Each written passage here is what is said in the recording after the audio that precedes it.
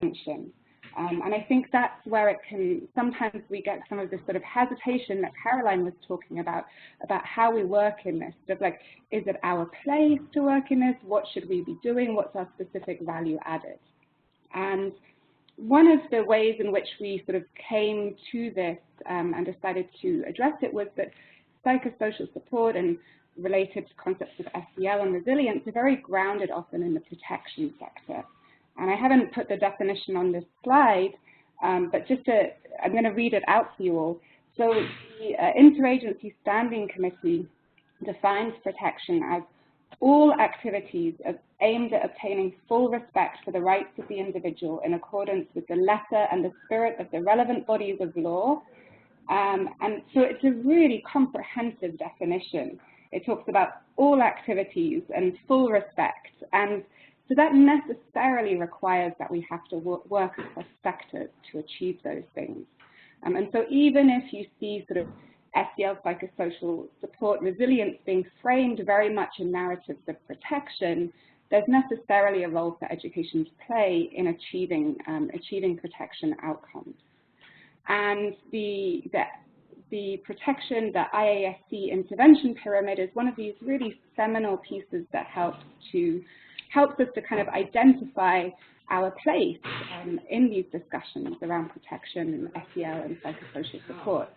And so I put the pyramid on this slide, and as you can see, it has these different levels at which we might be working. So to give a couple of examples, at the very sort of foundational bottom level, you have basic services and security. And one thing that's being used really, really effectively in the Middle East right now, I know it's being used a lot in the context of Syria, is the use of home-based learning packs and educational TV. And so this is really about keeping access to learning, right? It's that level of basic service provision, okay? It's not safe, it's not secure for kids to go to school. And so we need to find other ways to ensure that their access, their basic right to access can continue. And then as we move up the pyramid, you get sort of different levels going on. And I think it is important to highlight this because we have, you know, one of the most important narratives about education in emergencies is this idea of education providing normalcy. And that's very, very true. And that's very much the sort of basic level of normalcy and routine. But education also has a role to play at the other levels of this intervention pyramid. And so if you move up to the third level in the pyramid, you get focused non-specialized supports. So one example of this from education work is the idea of having school counselors.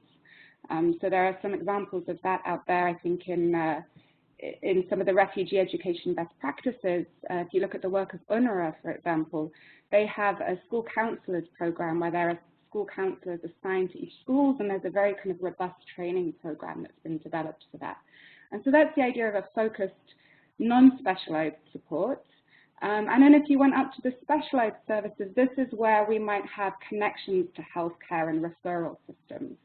And that can often be quite challenging in emergency contexts, but there's also very clearly a role for educationists to play in supporting things like those referral systems.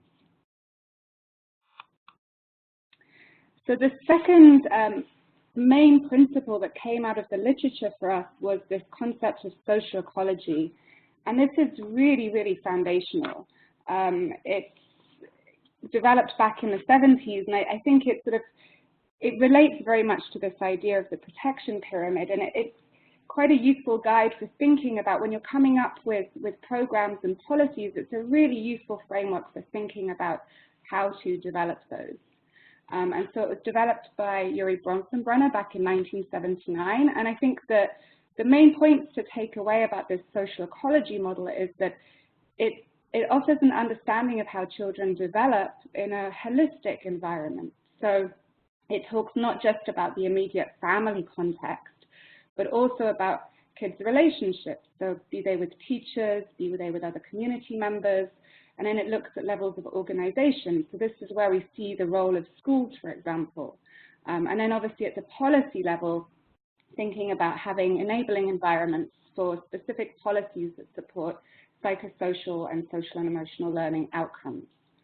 And to give you an example, if you take the example, for example, of corporal punishment, so we know that often violence in contexts of adversity, we see spillovers, so sort of like a continuation of violence that happens into school level and into household level. And so a lot of projects and programs focus on reducing things like corporal punishment.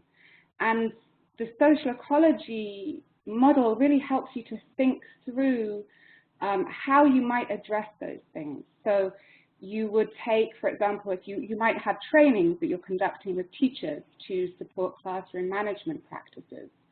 But if the policy and the enabling environment is not there, and if kids' home lives are also being affected by violence between parents, and parents sometimes might support the use of corporal punishment in schools, it's going to be very difficult to get the kind of outcomes that you want. And this doesn't mean that one organization has to address every single level in the social ecology, but I think it's really important that when we develop these programs that we think through what's needed at the other levels. And this is where the connections to different sectors come in. And so the social ecology model is really a useful framework for thinking through what's needed at these different levels. And I just want to flag that INE has done quite a lot of work on this, and there is a background paper on psychosocial support that sets out a lot of these ideas and concepts in more detail.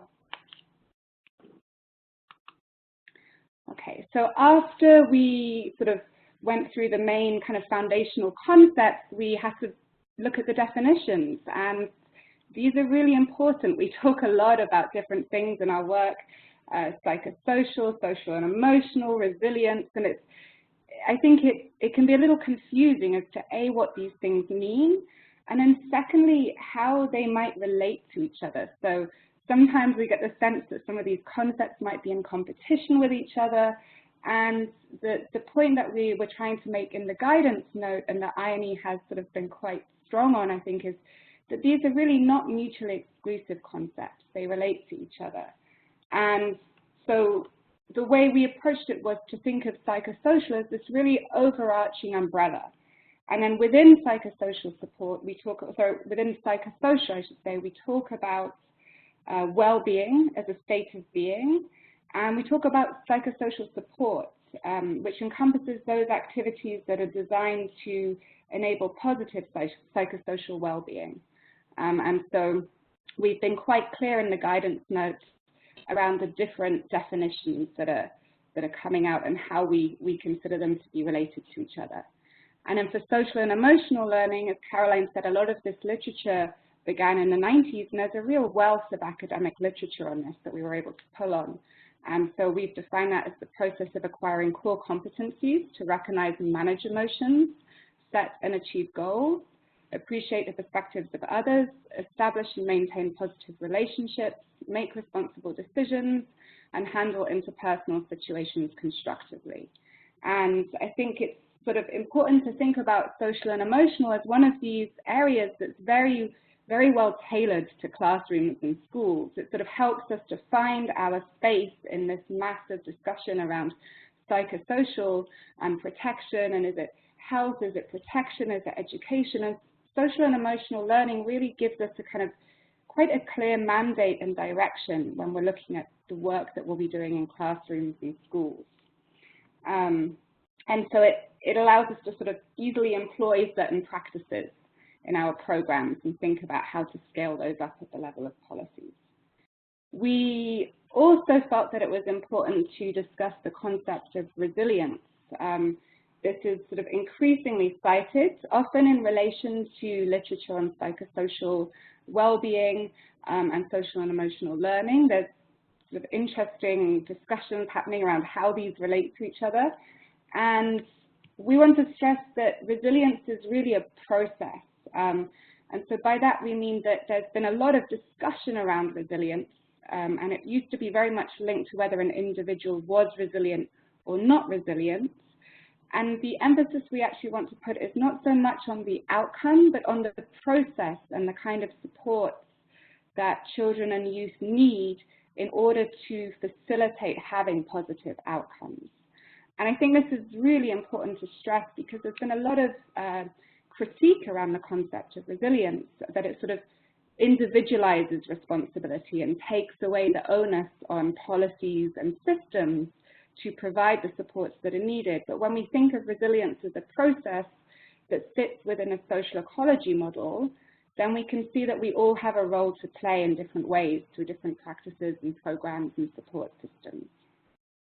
And again, the INE background paper provides a really useful in-depth discussion on the relationships between psychosocial support, social and emotional learning, and there's also a lot of literature out there on resilience.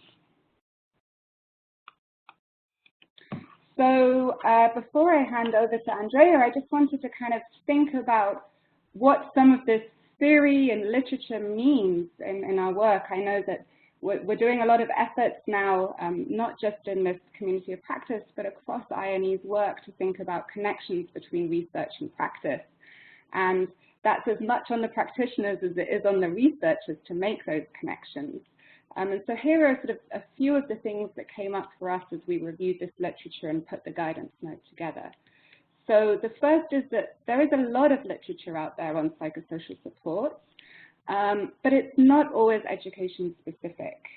And this is sort of really where INE comes in and can be a really useful resource, we hope, in your work. It sort of allows for this shared knowledge and experience to source different examples of what psychosocial support, social and emotional learning mean. And this sort of relates to the second point I have. So these examples that we're going to be discussing in the rest of the webinar, they're not prescriptions. You're not going to be just able to take a specific example.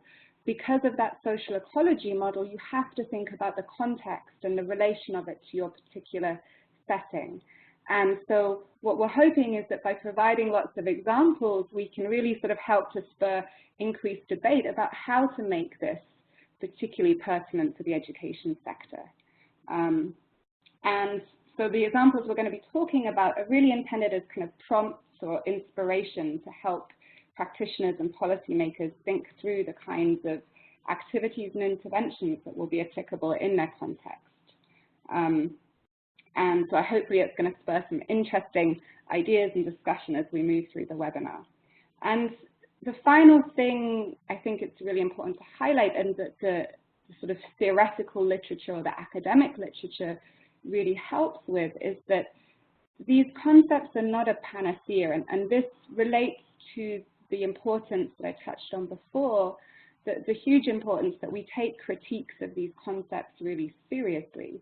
I think it can be quite frustrating sometimes when you're in an emergency context and you see that donors just want to fund psychosocial support, and we have so many other problems and we're not always getting to the root of the problems. So it's really important to think of these as part of a package that also aims at addressing the sources of adversity in different ways. And one of the ways that we do this is to really be critical and think through what these definitions mean. So when we talk about resilience, for example, we're not talking about whether an individual has it or doesn't have it.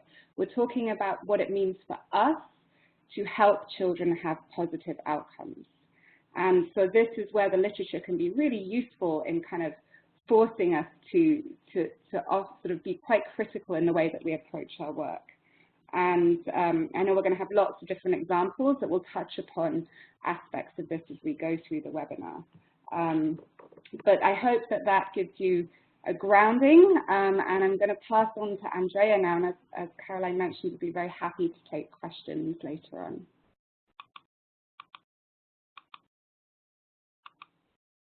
Oh, and I'm having some problems passing the baton. Maybe the presenter can help me do that. Sure, you need to pass it now to Andrea. Unfortunately, I'm not seeing her on the, oh, here we go, I've got it. Okay. Let me just pass it down. Hold on.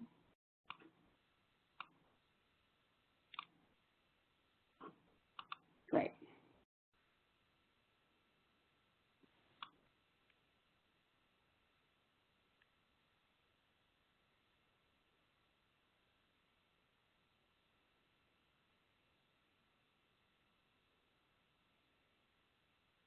Great. Andrea, are you there? I'm not hearing any audio. Can you hear me? Yes, that's great. Perfect. All right. Thank you very much, Joe, for that introduction. I think it was really, really valuable background for the next two presentations. So yeah, it's great to be here with all of you. I'm very excited to share with you an example from Right to Play of how SEL can be integrated into psychosocial support programming. So in our case, that is SEL instruction. So for those of you who don't know Right to Play, we specialize in play-based approaches to achieve development outcomes, including education outcomes. And though we've been working in crisis settings for about 18 years, in the last 2 years, we've been looking more deeply into the research and evidence on the psychosocial impacts of play. And these efforts have resulted in a revised life skills framework, or SEL framework, for our work on psychosocial support, and also with some new tools and guidance. So the focus of this presentation will be on the development process. Briefly, this will be the outline. This is the outline of the presentation, and I want to start by saying that what all SEL programs have in common is that we all aim to promote the healthy development and success of children so they can fulfill their potential. And of course, there are many ways to realize this vision. What makes each SEL approach or program unique is the specific SEL content that it includes, how that content is organized and presented, and then how it's delivered.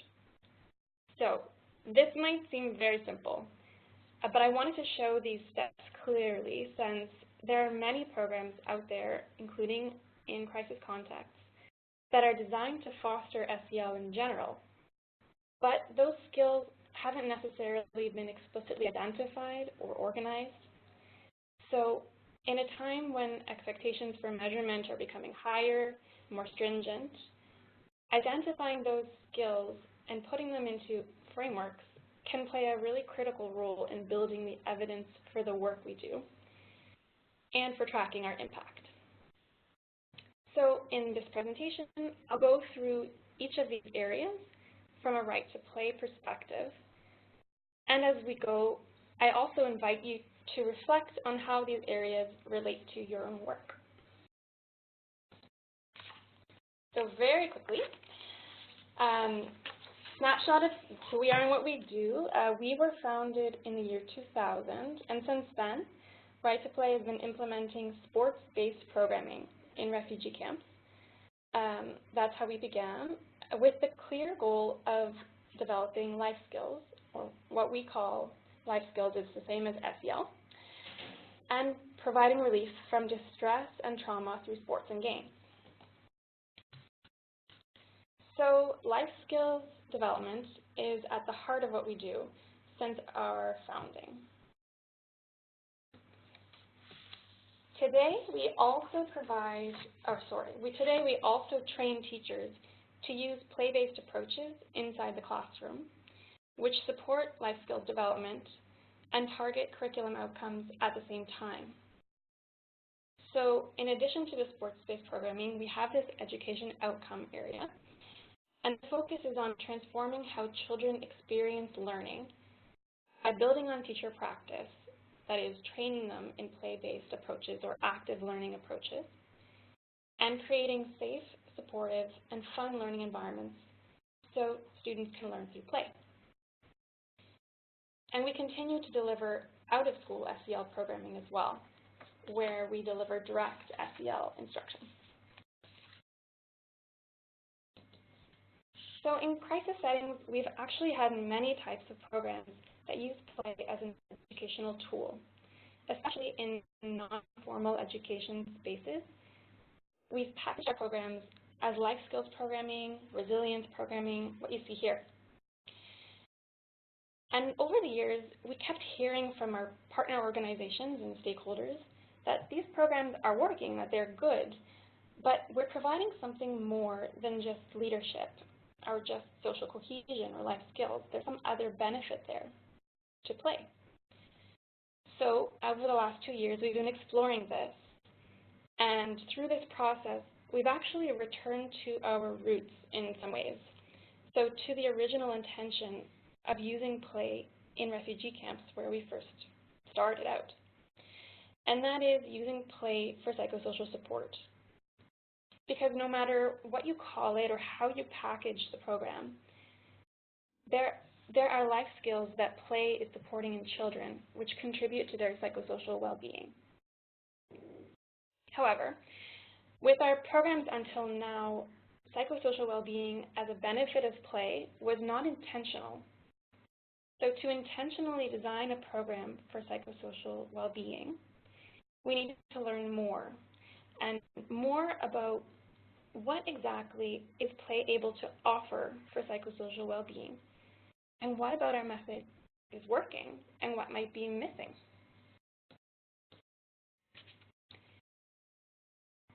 So specifically, if play is supporting the development of life skills or SEL that contribute to well-being, what life skills are we really talking about?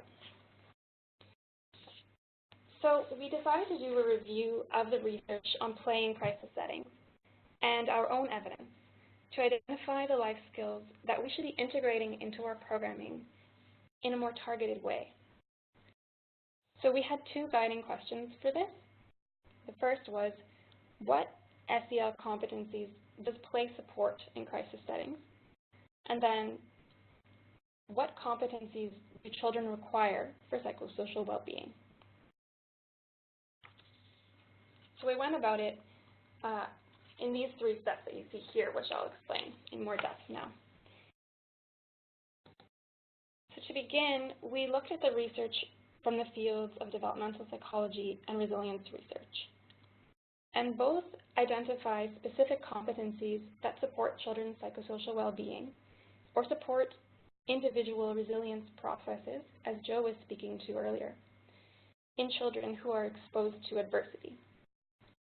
Now, the ones that are in this list are the ones that appeared the most, appeared many times in this literature.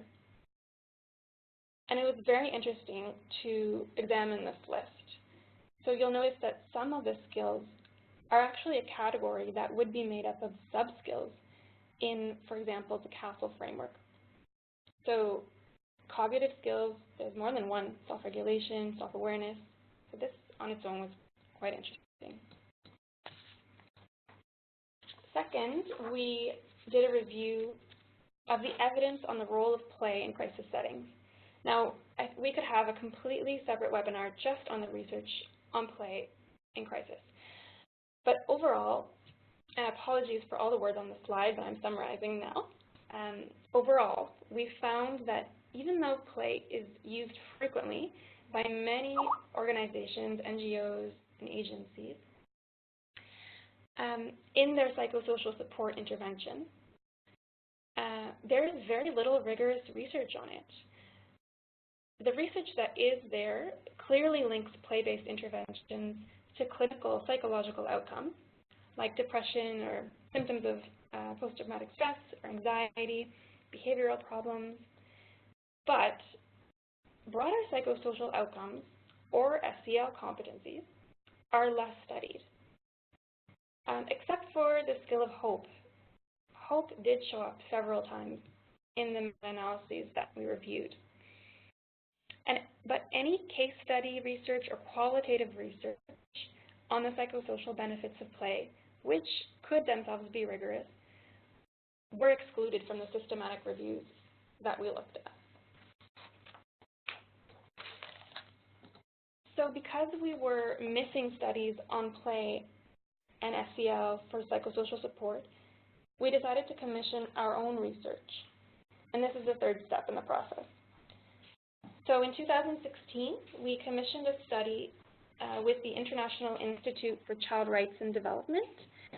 And this was a study on our programming for Syrian refugees in Lebanon. It was qualitative with participatory action research and many experiential activities. It used tools, perhaps you've heard of them, like relational vulnerability mapping, river of life, most significant change, social mapping,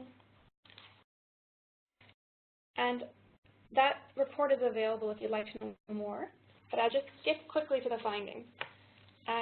We found in that report that play can strengthen protective and promotive factors in children, including internal competencies such as the ones that you'll see on the left, as well as external factors, the ones on the right. So we're already seeing change, at least in this report, on an individual level and a collective level. So beyond the individual clinical outcomes and beyond the individual, which was, again, very interesting to us. We also learned a few things about play, which I really like, and I would like to go through quickly, just because I find this such an important contribution to the conversation around play in crisis. The first is that competitive play was actually valued by children. They saw it as a way to return to, or again, a return to normality, and they could gain a sense of achievement through competitive play. So there's really,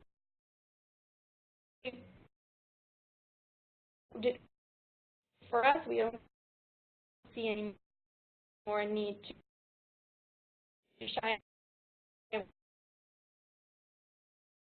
positively impacted.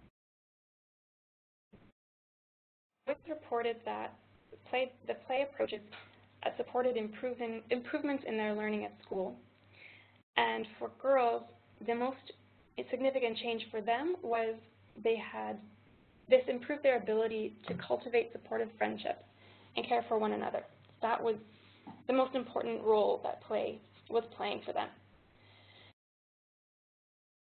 Now, we also underestimated the value of using or adapting local games from Syria. And the study found that it really helped and connect them to their culture, and the parents were most excited that those games were being used in the classroom. Finally, we found that, and we have to learn more, but we have some indication now about the different forms of play, how drama or music can all have different benefits or psychosocial benefits to the child. So we used these findings from our review to put together a framework on the role of play in children's psychosocial well-being, which is what you see here. Now, we have a research brief with the supporting evidence behind all of this. We wanted to make very clear that psychosocial well-being through play occurs both at an individual and a relational or collective level. We know much more about the individual level, and now we have to do some more exploring about the second level. But for the rest of the presentation, I want to focus on the life skills under the individual level and show you the framework that we've put together based on the findings from our review for life skills.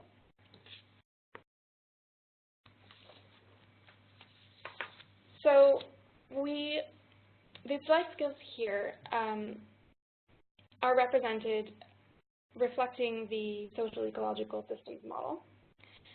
And there are many, many ways to organize a framework.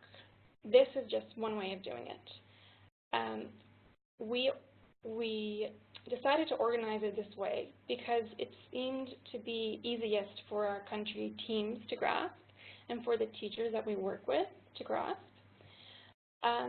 What really matters more than the organization is the competencies within each level. So the research that we did allowed us to see which competencies are critical to be targeting in our program. So you'll see here there's 16 on these three levels, individual level, relational level, community level, and then 3 cross-cutting skills. We found across the board that play supports the skills of joy and hope, and our own methodology systematically hold a discussion about that will involve critical reflection. So that's why that's a cross-cutting skill as well. But programmatically, how do we use this? How does it fit in? So first of all, this is a global framework. And so it's something that our programs can pull from depending on the need. But we want to have it all there. So there is a lot, but that's purposeful because we don't want to leave out anything that might be critical that we might want to learn more about. So in our programs, this also serves as a menu of games. So in the psychosocial support games manual that is coming out soon, we have games for every one of the skills that are listed here and across ages and stages as well. Some of these categories, as I mentioned earlier, some of these skills, as I mentioned earlier, are categories in themselves, and we have the games for the sub-skills for each category also. So I'll explain next how a game works, how we can target this skill in a game explicitly, and then how that can be adapted as well for the classroom setting. So here's a photo of a game called Over and Under. It's a cooperation game, so it's designed to target the skill of cooperation or teamwork. The children form two rows facing front, and the first child in each line begins with a ball, and they have to pass the ball over their head to the next player behind them. And then that person passes it under their legs to the next person, and it continues until the end. And you can do several rounds, but the ball that reaches the end first is the winning team. Essentially, that's the game in a nutshell. And this is how it would appear in our games manual. The key learning is circled here in yellow on the right, and then you have the instructions. And I wanted to highlight the discussion section because this is something that happens at the end of all of our games and really targets the skill of, or the key learning, you can see there. We call this strategy the RCA, and that is a three-step process whereby the teacher or the coach in a non-formal setting would ask a question asking the students to reflect on their experience. You can see some examples there. Then the connect question would ask the children to connect their experience to something in their own lives. There's the example. And then to finally apply what they learned to the future. Now, we can do the same, we could use the same game for a learning outcome as well. For example, for math, instead of just passing the ball back, you could count, you could multiply, you could count by fives, you can divide, it depends on the level, however the teacher wishes.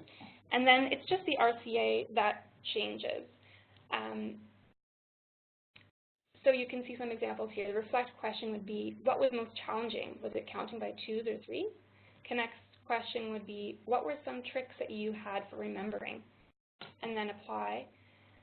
If you found it challenging to remember, what are some things you can do to increase your skill? So this is what I mean by we're both targeting cooperation, our teamwork skills, and a math skill with the same game. That's for inside the classroom. But the RCA is what changes. Now, I want to say quickly that a game alone will not develop the targeted skill by itself. This requires a holistic approach. And our programming is designed to engage all levels of the child's social ecology and build on the existing assets within each level.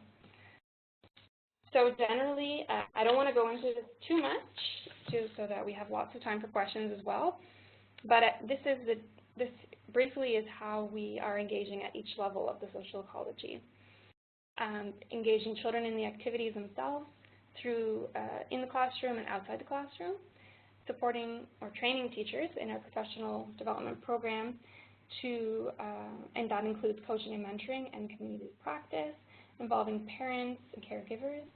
And then we also deliberately partner with local community actors who've been there for years and will continue to be there after the crisis ends to deliver the programming. So that means that parents groups, schools, local organizations who are often themselves members of the beneficiary group. And finally, access to services is the last important ring around the child. So for each program, depending on the program, could be tailored down to the school level. We would pull from our library of resources that has training packages and games manuals. We have over 40 manuals for different subjects like positive discipline, youth leadership, child protection, gender equality, WASH, and we would pull from these to make a program. And then, as I've been speaking about, we now are going to have a training and games manual on play for psychosocial support. The research we've been doing that I just talked about has helped us frame frame our programs in PSS, frame what psychosocial or what life skills outcomes we should be targeting in a more deliberate way. We've reviewed all our programs and resources that contribute to psychosocial well-being, brought together what's needed and working to be more intentional about our psychosocial support. Again, it's not just an old program with a new name, though. We've added content that we didn't previously have, such as training on the teacher's role in psychosocial support, teachers' own well-being and targeting that more deliberately, on referral systems and diverse forms of play and their benefits. So that is coming soon. That's the last word about play, and thank you very much. I'm going to turn it over to Delvine now.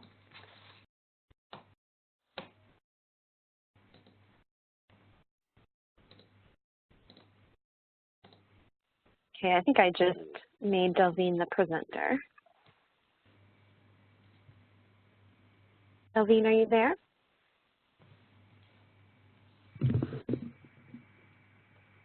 Just make sure you're not muted. It doesn't look like you are.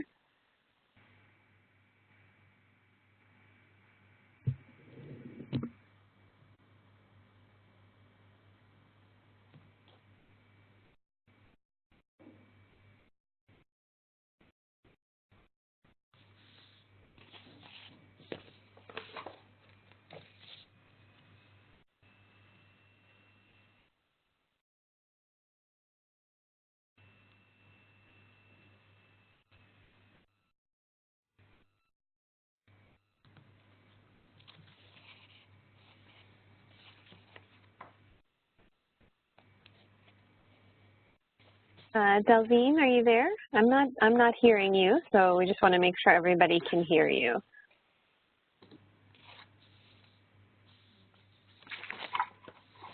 Hello? Hi, Delvine. Okay, perfect. Yeah. So, hi everybody. Thanks. I'm Delvine from IRC, Education Manager in Duhok from Iraq. First, excuse my English language. Maybe it's not good as the lady presented before. So, I will talk about the social emotional learning intervention in Iraq and what are the activities that we are here implemented in this crisis context. And okay, so here are the objectives, the context of Kurdish region in Iraq, and the SEL and psychosocial support intervention in KRI. KRI is the Kurdistan region of Iraq. How IRC do SEL intervention and what are the different ways that we are using SEL. SEL materials and how we did the adaptation and the contextualization of these materials in KRI.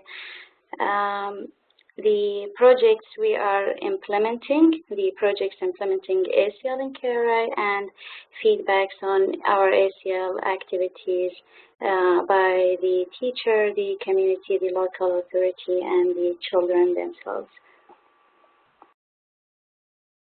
Yeah.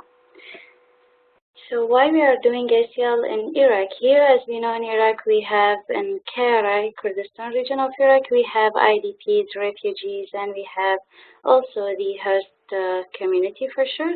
For the IDPs, we had recently the ISIS-Daesh war, and the people were faced a severe adversity in different way, like poverty, displacement, and conflict and violence.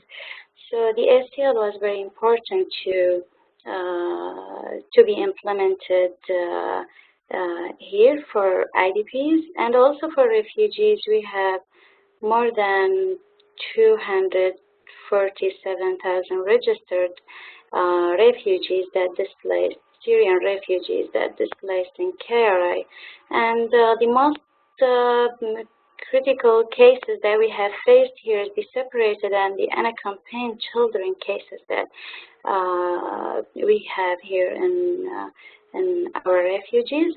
And for the host communities, why SEL is important? Because of the poor economic situation that the country faced lately, and the host schools integrated IDPs students or refugee students. So these different cultures, these different backgrounds, the students have to accept it, and in a way that to have a safe environment in the schools.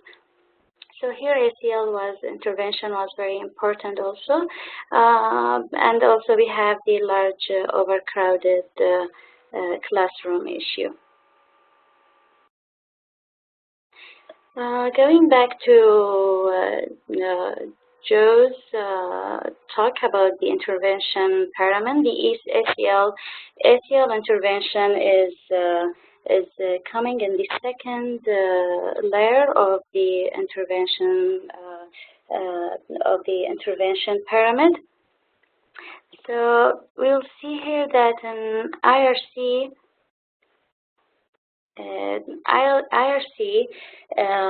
all of the IRC's programming aim to address the first level of the pyramid, that is providing the basic supports like reestablishing the security and provided the basic needs like food, shelter, water, and access to health, the basic health. And SEL falls into the second layer.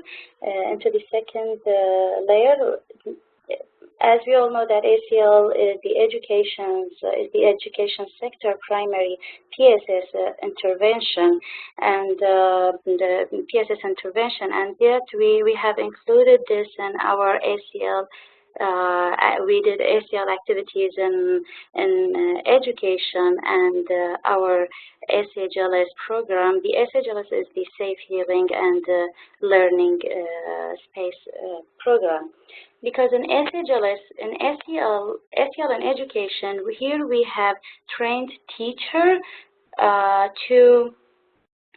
we have trained the teacher to provide them with the skills and with the competencies that they will be demoing them in the classroom to provide a healthy classroom environment that all students will be engaged in. So this is through teacher training, but the SHLS, it's happening through the students themselves and through the parents. We involve parents and the communities as well. As we all know that parents, students, teacher are all considered in the planning and the implementation of the program, and it should be like that, because the individuals' social and emotional behaviors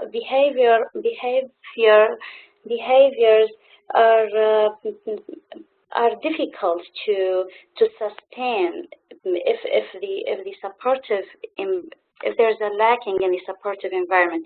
I mean, as Andrea's mentioned,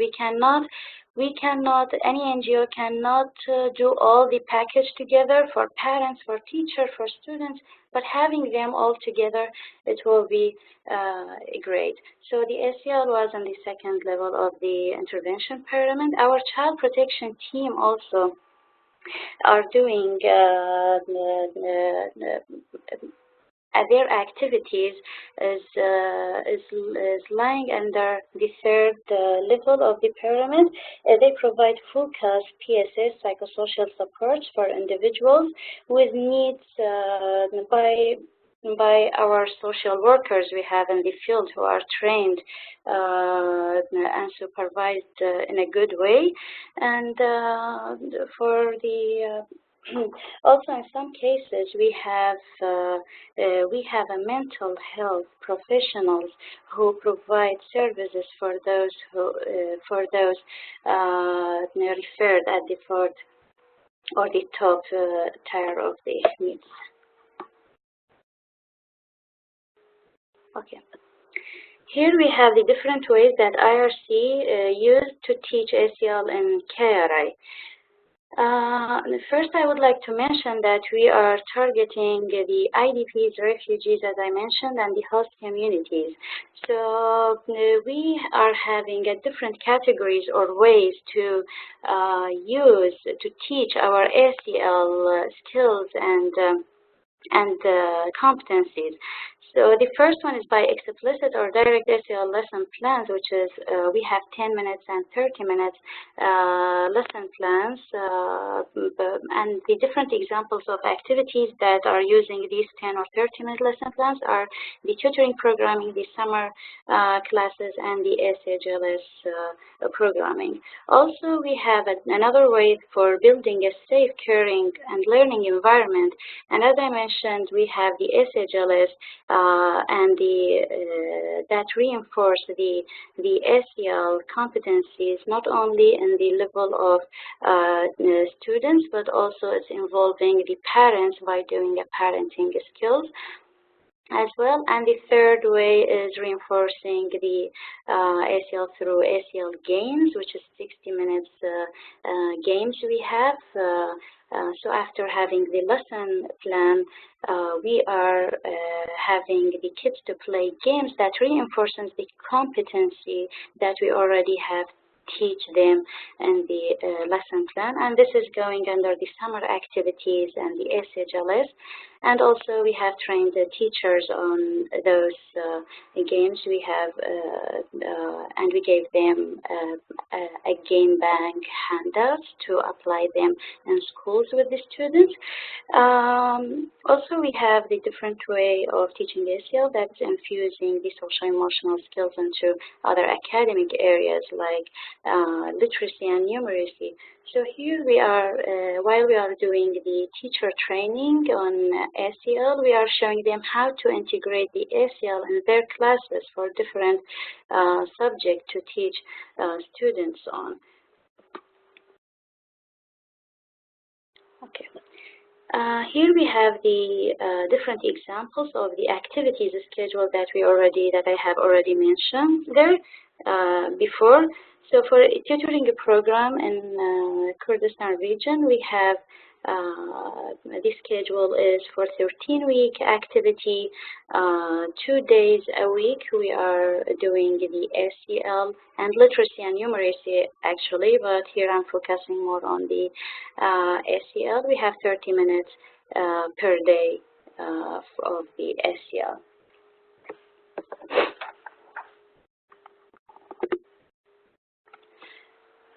By our observations, there are results seen on changing on children's behaviors. So it reduced the dropout of the schools, and they are more happy and attached to school. They are more excited to go to the schools because we are teaching them the social emotional learning plus the literacy numeracy. So they know the letters, they know the basics of the mathematics and the numeracy, and they are very excited to go and show their teachers. So the other result that we have seen is that the student well-being have been increased. They are happy.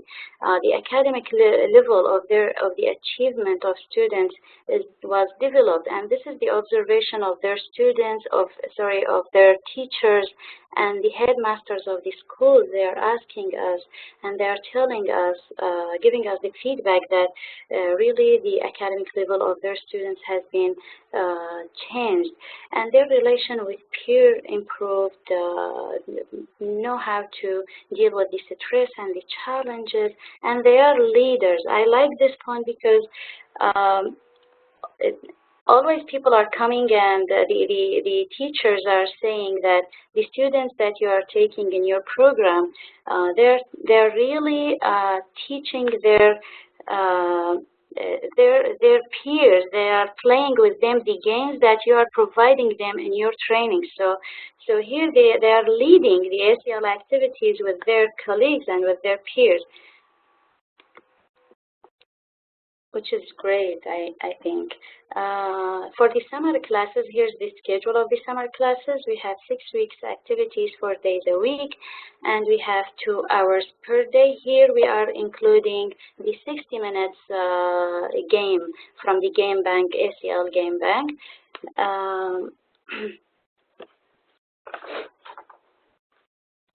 Sorry.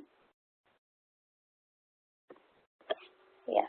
The summer classes is aimed to increase the students' social and emotional skills through structured recreational activities, as I mentioned before. And also, it is very important to prevent the child labor during the summer holiday. And the result seen is that students were ready for the next school year, and it lowered their stress, and they generated a good relation with their peers, more focused, creative. So all these results are seen by our observations. And here I'm going to talk about the safe healing and learning space. This is a big program that we have conducted in IDP's camp in North Iraq. So we have 26 weeks, 3 days per week, and 2 hours per day. It is social emotional learning. And also we have provided them with literacy and numeracy classes. The results seen in the SELs were amazing. So they have created new relation and friendship.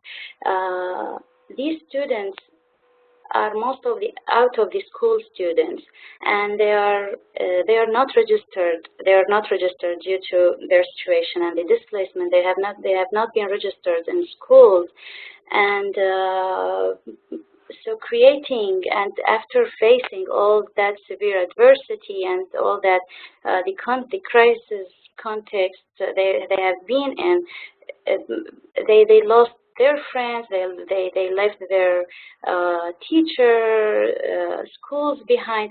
So it has been, they have created a new relations and friendship. And also another point that's very important here in the SELs, they have accepted and respect each other's backgrounds and cultures, because I want to mention this point here. Here we had students who were Yazidi, and they were at all not talking, not playing with Muslim students because you know of the Daesh and all this stuff and what they have faced before. So in the safe healing and learning space, we tried to start with the parachute opening and telling them, you are here as a human. You have to leave everything bad out. Forget about the background. Forget about everything. You are here just to play, to learn, to have fun, to have new friends. So by time they accepted each other, and they respect each other, and they played with each other, and that was very obvious and observed by us. So these are the results seen. They are comfortable, freely express themselves and share their thoughts and opinions. They were playing, and their development, their communication skills were developed a lot. Yeah. So here is I'm going to talk a little about the SEL, safe healing and learning space, and how it is different from healing a classroom. The healing classroom is in 2013, IRC provided a training for the teacher to gain a knowledge about how to provide a good, safe environment and healthy environment, and to ensure students' well-being. And this was by the teachers. This training was the healing classroom trainings, and we explain them what are the elements of the healing classroom, what are the well-being elements, so that the teacher, we are providing this safe space in school through teachers. But then, based on research, we saw that we need to add explicit SEL lesson plan and to address the gap in the needs. So we started explicit SEL lessons activities, and the SELS program was directly dealing with the children. So SEL is a comprehensive intervention for out-of-school children, and also we applied the SELs for some schooled children, for the schooled children as well. And the result was, as I mentioned previously. So this is the difference between our healing classroom trainings and the SELs.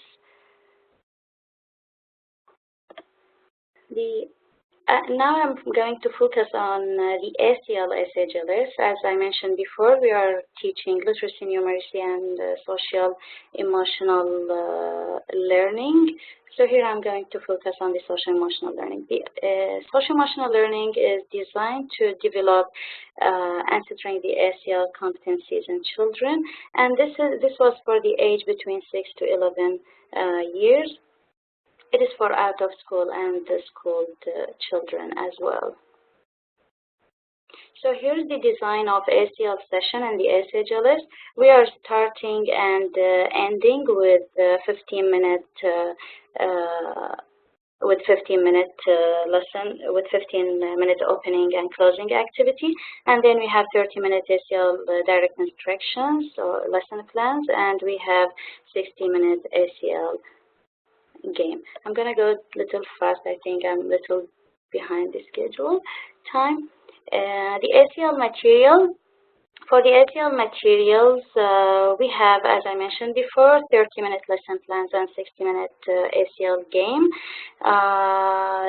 60-minute activities we have from the SEL game bank toolkit. Adapting the materials, how we adapted the materials. So first, the materials have been contextualized by IRC's SEL education and education specialists based on teacher needs and KRI. So the information were collected from the Directorate of Education, and then we did a school observation interview. We did a focus group discussion with the teachers. This is all to know the context, to know the school needs, and based on that we tried adapting the material. Actually, these materials have been created in 2015, and it was long SEL lesson plan. So they were piloted first in Iraq. But we made it shorter, like 10 minutes lesson plans first.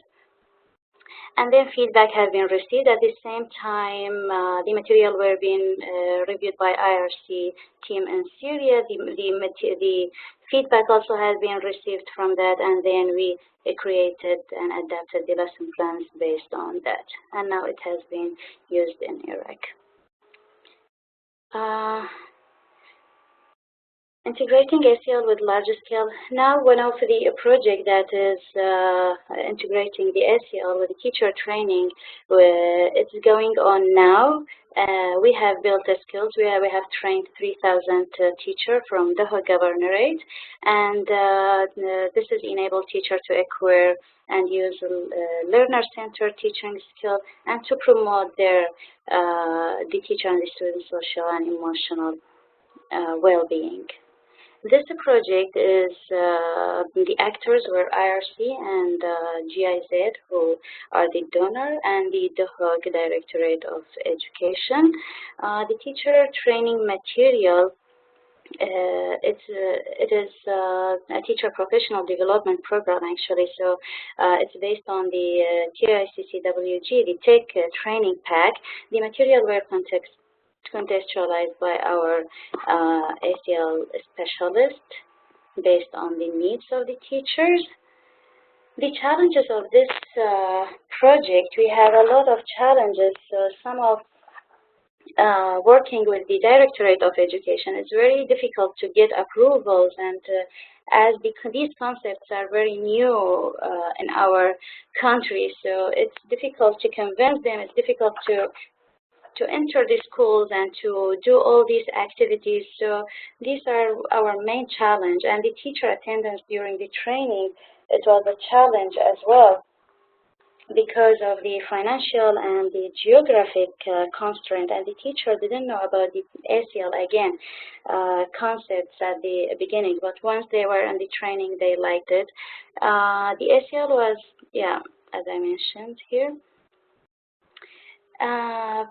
Here are the IRC, how IRC see the results of the SEL. So here we did a satisfaction survey. We did our SDQs, so 97% satisfaction. They satisfied, and as you see, 6% of tutoring participants demonstrated an increase in their well-being. And here we collected some feedbacks from the teachers, from the mentors, our mentors. So once we trained these 3,000 teachers, we have used a DOE, Directorate of Education trainers, who already trained the teacher and followed them in their school to mentor them and to observe how they are using these practices. And here are the feedbacks result that we can see the SEL and mindfulness activities are the most needed and by teacher, and they liked it more in the training, and the mentors, so they are more applied in the schools. Here are some feedbacks from the mothers, from parents about our activities. I think if these will be shared with you, so you will read these feedbacks. And also we have the participant feedbacks, who are the children. They are very cute. The feedback we have also from the local authority. First, they were not agree with what we are doing, and they were saying what you are teaching.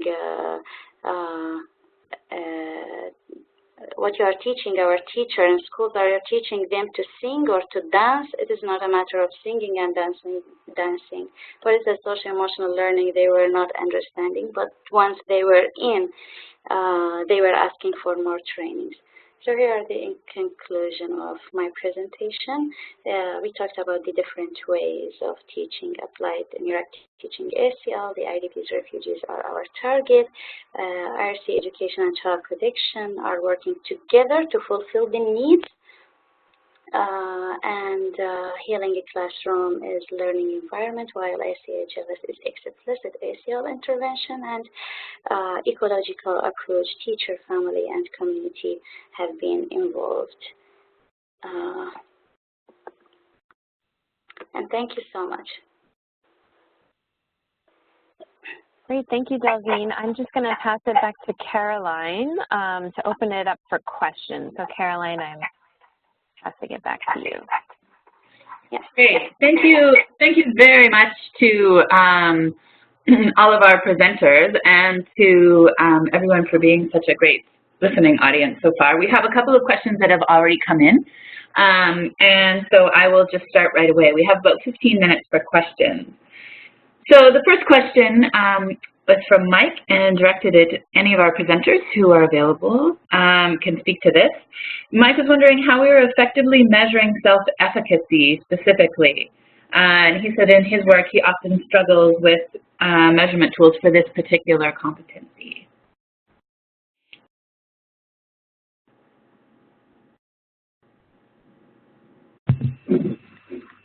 Can you hear me? Yes, we can hear you, Andrea. Okay, great. I saw another question there about measurement also, so I can take both of those at once. Sure. Maybe just to reiterate, yeah, the next question is from Sydney, and she was wondering about how presenters measure social emotional learning growth and development, the tools used, are they more qualitative, and are children involved in some of these studies screened beforehand? So thanks, Andrea. Sure. Yeah, measurement is definitely a hot topic right now, something that I think all organizations are working through. We have a lot of experience with several different kinds of tools, so we're quite fluid right now. We've been using a variety of tools and taking more of an inductive approach more broadly to capturing and analyzing our contributions to SEL. So currently the tools that we're using are internally created tools and child-friendly focus groups, but we've also experimented with the developmental assets profile, the DAP tool by the Search Institute, and also adapting the Serum, which is the Child and Youth Resilience Measure out of the Resilience Research Center at Dalhousie University. With these experiences, we've still found some limitations that, for example, around language. If it's a peer-reviewed and validated tool, you can't change the language unless you go back to the Search Institute. And some of the tools, for example, in Ethiopia, the language just doesn't work with our population. So also, the DAP relies on older age groups. So you could say we weren't able to use it for our younger ages. Also, many of these tools rely on self-reporting. So at the end of it, we'd like to move forward by moving to more deductive approaches to measurement once our exploratory methodologies yield more results. And some other tools that we've been exploring are one by Save the Children, in fact. That is ISELA, the International Social Emotional Learning Assessment. That's currently being piloted.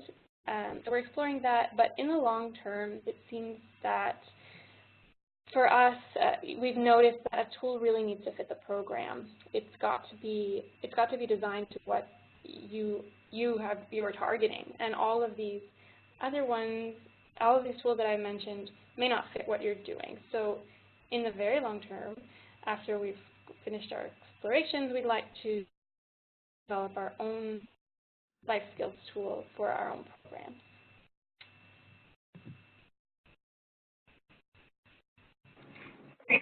Delvin, we keep learning from all of you as well about this. We're part of the CEA initiative.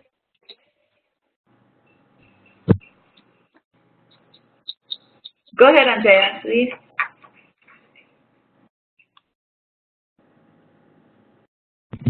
I'm finished.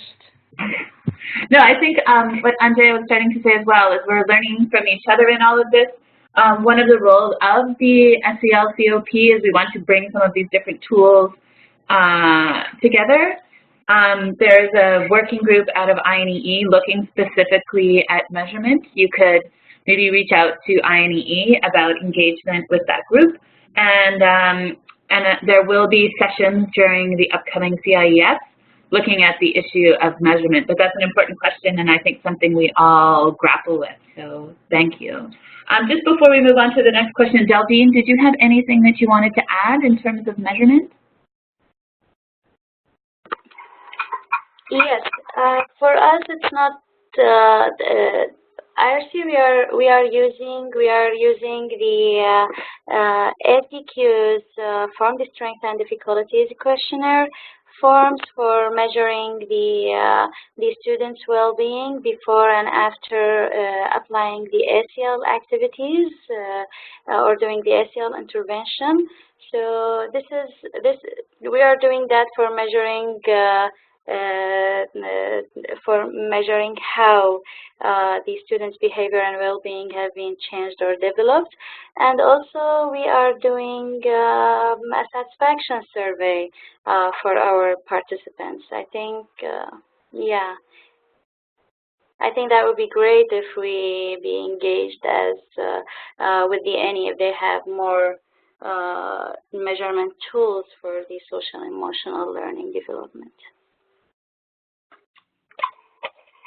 I just want to add a couple of things more generally based on some of the literature that we've looked at. So I think SEL does tend to be quite focused on measurement and have kind of quantitative measures, and surveys are quite popular. But if you do look across this broader field of psychosocial resilience and SEL, I think what's becoming really interesting is seeing the use of mixed methods in this. And that's really important because a lot of these concepts have a certain level of subjectivity in how people define them.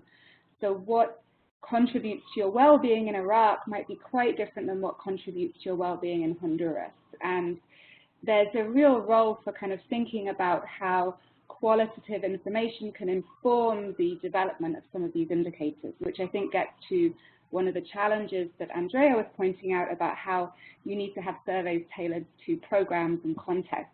And it can be a little difficult to sort of adjust some of these global measures when they've been peer-reviewed and gone through lots of kind of piloting processes.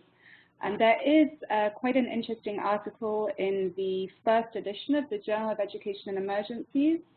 Don't quote me on it specifically, but it talks a little bit about not so much self-efficacy, but concepts of well-being and how they were measured in a particular context in Congo, I believe. So you might want to have a look at that. And again, just to kind of reiterate, it would be great if people are looking into this to use these open platforms like the journal to discuss how this is being done.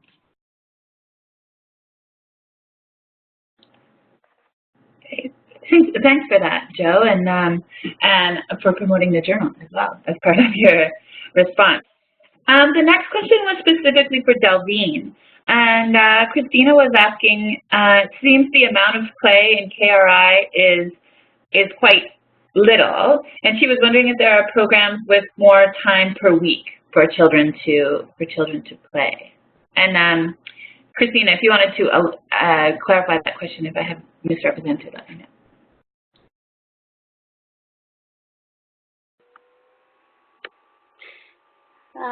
Yeah, I saw that question. So it is social emotional learning is something, as I mentioned before, is very new concept. So first we need to apply it to as a and test it in a way that people first accept it and understand what is social and emotional learning. And also, as I mentioned, the tendency of the students or of the teachers for SEL training or for SEL activities is very challenging, and is very challenging to due to many reasons. So first, we are trying to do small lesson, small SEL intervention, and in future we might be having more SEL, and like for example last year, the years before, we were doing tutoring program without SEL, but now we involve the SEL in that. So we are trying to do more SEL, even if it is a small amount of time. I agree. But in the SHLS, we have 2 hours SEL 3 days a week, and that was a good starting, and the feedbacks were amazing about that. Yeah. Okay, thanks for that, Delvine. We had another question. I want to try to get in all the questions if possible. Kevin had a question I think is probably to all the presenters. Have you integrated local cultural practices and norms into PSS and SEL interventions based on all of our knowledge that social networks are so important in terms of providing support for children in crises?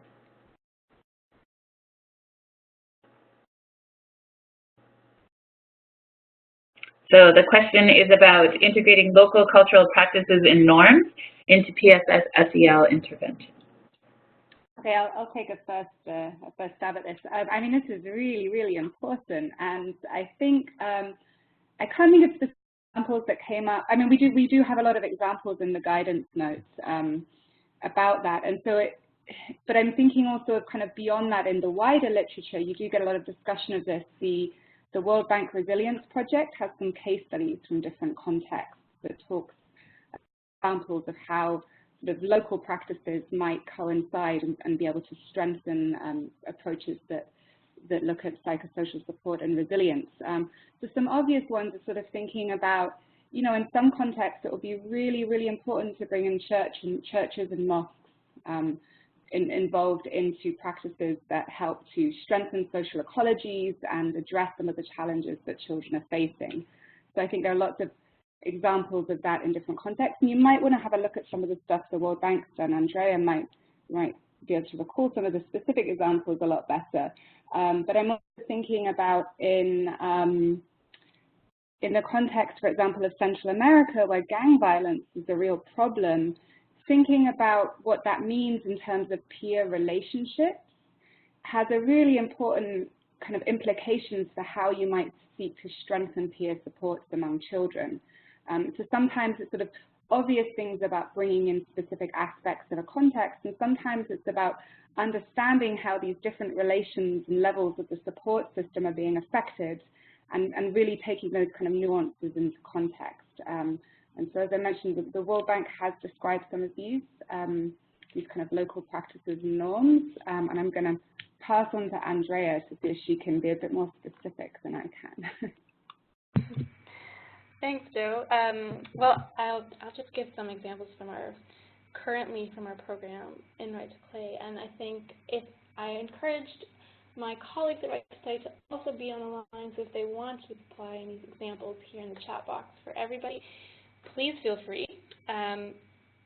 So what kind of our modus operandi is to work with these networks, with these CSOs, so that they are the ones who are delivering the programming, because they will have been there before we arrived and they will continue to be there after we've gone.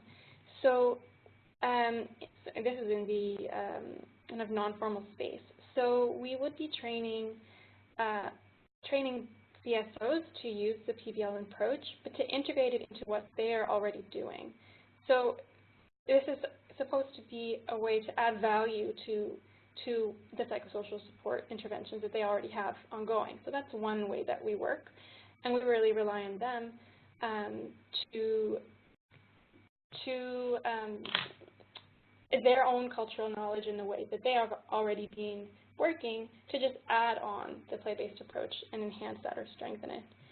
A practical example is, as I mentioned in the presentation, is the use of local games and adapting games that children already know for a learning outcome. So, for example, there is a game that some of our teachers in Lebanon have, or let's say some volunteer Syrian teachers have adapted games from their context to use them in the classroom. So kind of like a hopscotch game, where you jump on different squares that represent different numbers across the room.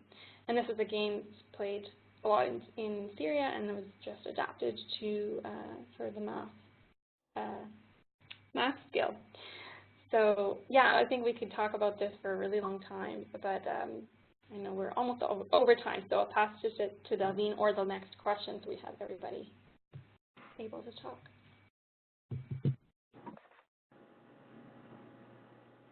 Delvine, did you have anything to add? We do have another question. We appreciate people staying on. I know we've gone over our hour and a half. Thank you, I'm okay. You can go to the next question if there is. Okay, the next question is from Jesus, and he was wondering if play and sport are integrated in official curriculum of schools, specifically in the refugee camps, and if yes, what is the role? I think that would maybe be a question more for Andrea and Right to Play. If play is integrated into the curriculum in refugee camps, and okay, I think that depends. Curriculum can be quite complex because I think, for example, in Syria they have 9 different curriculums going on. In our work with Right to Play, we do work on this level to integrate sport or to integrate play-based learning, so as an active learning technique into curriculum. In crisis settings, this is a little more challenging, especially refugee camps, but we're working with UNRWA in 3 settings, so Palestine, Lebanon, and Jordan. And I'll just give the example, in Palestine, we have been, the team there has been working really hard, really closely with the Ministry of Education, actually. So this is an example with the Ministry of Education there, not UNRWA. Along with other education organizations, we've been supporting the team there has been supporting the ministry to create an ECD curriculum framework, and this has now resulted in a teacher training teacher manual, and it includes lots of active learning approaches that have been contributions from Right to Play. And this includes, so the RCA technique has been embedded in there, some of our work with children with disabilities as well, and yeah, I can kind of we can talk more about how that came to be if you'd like more information. But it really is a great success of the team in Palestine. Thanks, Andrea. There was one more question from Nadia. Oh, sorry, Delvine, go ahead. Yeah, I have an input regarding to integrating the play in refugee camp. IRC in Iraq refugee camp, we did that. Actually, we usually aim to provide opportunities for children to practice as frequently as possible. So it is not, this is again, I'm going back to Chris, and then I'm going to, so it's again about, I mean, first, thanks for that question. Remind me about something else. So we are beside the tutoring and the SEL and summer activities, we are training teachers how to integrate SEL games with the curriculum, with the academic, with the classes, so that the games of the social emotional learning games has been integrated in math and science and literacy, in all these subjects, and the government teachers, the school teachers were trained on, so they are using these practices in the class every day. It's not only about the programs that we are giving and the small time that we are providing in other activities, but it is there in schools and in the daily classes. And the impact was great. The academic level of these students have been really changed, and their score rates became raised and became higher due to involving the SEL games. Yeah. Okay, thanks, Alvin. There was one more question from Madiha and she said that she appreciated seeing the mention of joy and hope, and she was wondering how we articulate the impact of that. I think we touched on that a little bit when Andrea, Delvine, and Joe all spoke to some of the different approaches and the importance of mixed methods. And I wanted to add, what you can see before you now is a bit of an overview of some of the different sessions that members of the social emotional learning community of practice will be participating in at CIES in a couple of weeks in Mexico City. And just finally then, I wanted to thank you, and I wanted to provide all of our emails. There's been a lot of requests in the chat box and directly by email for some of the different tools that have been mentioned and resources that have been mentioned. If you want to reach out to any of the presenters directly, here is their contact information. Or if you want to write to me, I can share the presentation. As I mentioned, we can only make the recording available for 2 weeks, but we can share with you the presentation. And I also believe that one of the things we're trying to build with the SEL COP is a depository of resources of sorts. Maybe that's something we work on with INEE, because this is not even burgeoning. This is a serious area of work that we have a lot of people focused on right now. So we want to do what we can to help build on this momentum. So I just wanted to thank everyone, the presenters, for your great and informative presentations, and all of the participants for staying with us over time and for your great questions. And thank you very much.